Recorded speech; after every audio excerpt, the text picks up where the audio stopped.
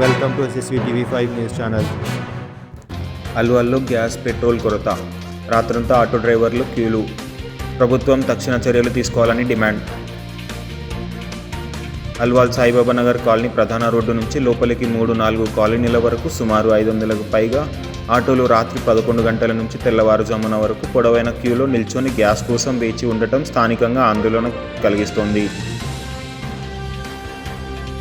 Gas అందక auto డ్రైవర్లు తీవ్ర ఇబ్బందులు పడుతున్నారని తెలుస్తోంది.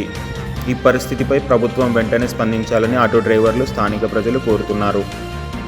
కొంతమంది మధ్యవర్తులు వ్యాపార ప్రయోజనాల కోసం కృత్రిమ కొరత సృష్టిస్తున్నారా, లేక నిజంగానే సరఫరాలో లోపం ఉందా అనే అంశంపై అధికారులు సమగ్రంగా దర్యాప్తు చేయాలని వారు విజ్ఞప్తి చేస్తున్నారు.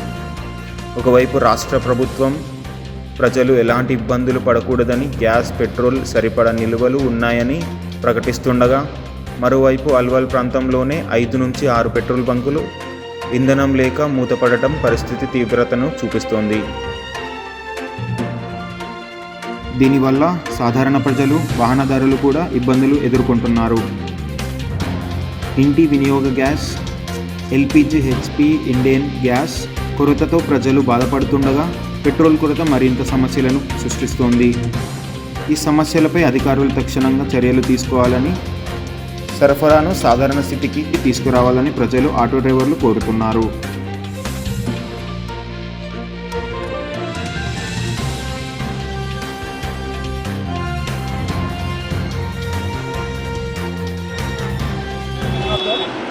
నమస్కారం అండి, నా పేరు శ్రీనివాస్.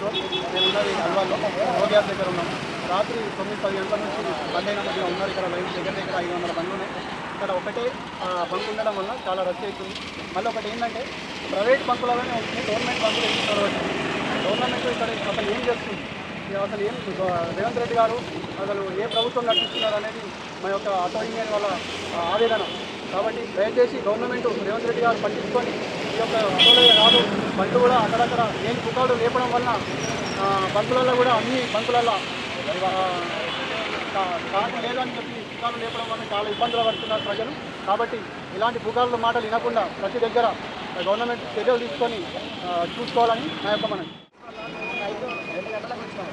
2 గంటలకు వచ్చి ఇక్కడే పడుకున్నాము. ఇప్పటికీ మాకు 10 అవుతుంది. ఇప్పటి వరకు మా బండ్లు అయిపోయినాయి. ఇంకా మా వెనక 400 బండ్లు ఉన్నాయి ఆల్రెడీ. ఇప్పటి వరకు ఈ గవర్నమెంట్ ఏం చేస్తుందంటే, ప్రైవేటు బంకులకు మాత్రమే గ్యాస్ పంపిస్తుంది, గవర్నమెంట్ బంకులకు గ్యాస్ పంపిస్తలేదు. సెంట్రల్ నుంచి వచ్చేది మనకు వస్తూనే ఉంది. ఇంకా 70 రోజులు సరిపడే ఇంధనం ఉంది మన దగ్గర.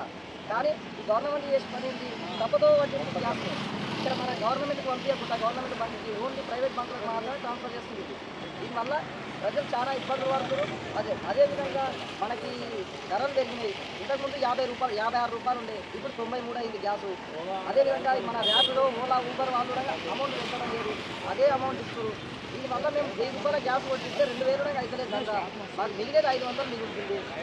దానివల్ల మేము చాలా ఇబ్బంది పడుతున్నాం. ఇంట్లో పిల్లలు ఉన్నారు, వాళ్ళకి తేలు తీసుకోవాలి, కూరగాయలు తీసుకోవాలి, ఇవన్నీ చాలా ఉన్నాయి. కాకపోతే ఈ ఫెయిల్ అయ్యేది ఏంటంటే, ఈ రాష్ట్ర ప్రభుత్వం చాలా విఫలమవుతుంది. ఇది ఒక్కటే కాదు, ప్రతి దాని మీద పెంచేసిన అమౌంట్ పెంచారు. ఈ రాష్ట్ర ప్రభుత్వం చేసే పని తీరు ఎవరికి నచ్చట్లేదు. ఇప్పటివరకు 2 సంవత్సరాలు దాటింది, ఎన్నో ఇబ్బందులు ఉంటాయి. ఇప్పుడు గ్యాస్ వల్ల, పెట్రోల్ వల్ల, డీజిల్ వల్ల ఇబ్బందులు పడుతున్నారు. అయిపోయి ఒక్కొక్క బంకు దగ్గర 400-500 బండ్లు ఉండే వరకు మనకు హైదరాబాద్ ఆటోలే నడుస్తలేవు. ఎమర్జెన్సీ హాస్పిటల్ పోవాలి, పిల్లలు చిన్న పిల్లలు, ఎన్ని యాక్సిడెంట్లు, ఎమర్జెన్సీ ఏది పోవాలన్నా ఆటో కావాలా. ఒక్కొక్క బంకు దగ్గర 400-500 బండ్లు ఇన్నే ఉండేవరకు అక్కడ పేషెంట్లకు ఇబ్బంది అవుతుంది, ప్రజలకు ఇబ్బంది అవుతుంది, ట్రాఫిక్ జామ్ అవుతుంది. రోడ్ల మీద మొత్తం 7 కిలోమీటర్ల కొద్ది ట్రాఫిక్ రోడ్ల మీద. దీనివల్ల చాలా ఇబ్బంది అవుతుంది. ఇప్పుడు మేము ఇక్కడ వచ్చి నిల్చొని దాదాపు 10 గంటలకు ఎక్కువ అవుతుంది. నైట్ 2 గంటలకు వచ్చి నిల్చున్నాం, దాదాపు 15 గంటలు అవుతుంది. ఇప్పటివరకు మాకు గ్యాస్ దొరకలేదు. ఆ కొత్త విధానం చూస్తున్నా మెల్లగా ఉంటుంది, ఏం లేదు. రాష్ట్ర ప్రభుత్వం తీసుకోవాల్సిన చర్య ఒకటి మెయిన్. ఈ అక్కడ జరుగుతున్న యుద్ధానికి మనకి ఏం సంబంధం లేదు. అయినా సరే సెంట్రల్ మనకు అన్నీ పంపిస్తుంది. సెంట్రల్ నుంచి వచ్చే మొత్తం వస్తూనే ఉన్నాయి. ఇక రాష్ట్ర ప్రభుత్వం తప్పతో పట్టించే ప్రయత్నాలు చేస్తుంది.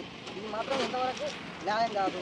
రాష్ట్ర ప్రభుత్వం రేవంత్ రెడ్డి గారు దీని మీద చర్య తీసుకొని ఈ ఆటో వాళ్ళు, వాళ్ళ కారు వాళ్ళది బాధలు చూసి ఆయన ఏమన్నా సహాయం చేస్తారని మేము అనుకుంటున్నాం.